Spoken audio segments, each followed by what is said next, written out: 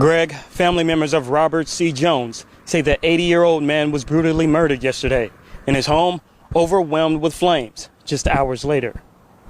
I can't go in there. There are my stuff in there, my childhood stuff. Oh my God. Tragedy has struck twice for Robert C. Jones's loved ones. Just a day after they say the 80-year-old was murdered, his home was destroyed by flames. Firemen worked swiftly to contain the blaze, which they had under control by 6 a.m. When his daughter arrived to the scene, she collapsed in the street. Mama, come on. She had just found her father in the home the day before, alone, bleeding all over. I had someone to come to the house first, and the door was unlocked.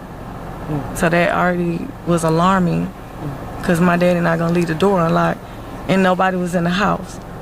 So that same friend came and picked me up and brought me here. He was on the floor in one of the rooms up front, and his shoes was in the hallway, like maybe he went to the door and somebody attacked him, or maybe that's how it looked.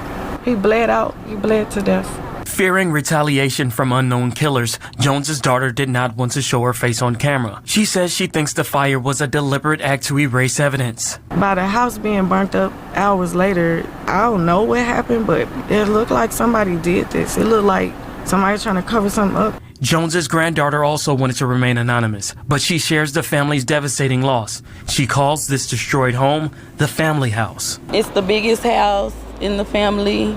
My granddaddy worked so hard to keep it up. He didn't want to leave his house. That's his car right there in the back, the red car that he used to drive me to school in. She says this home contained irreplaceable memories, now lost forever.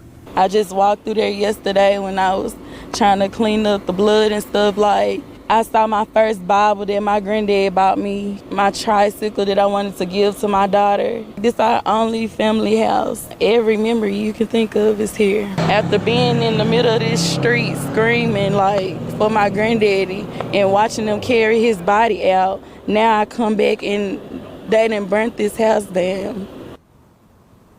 The cause of the fire remains unknown, but authorities are working to determine if the stabbing and fire are connected.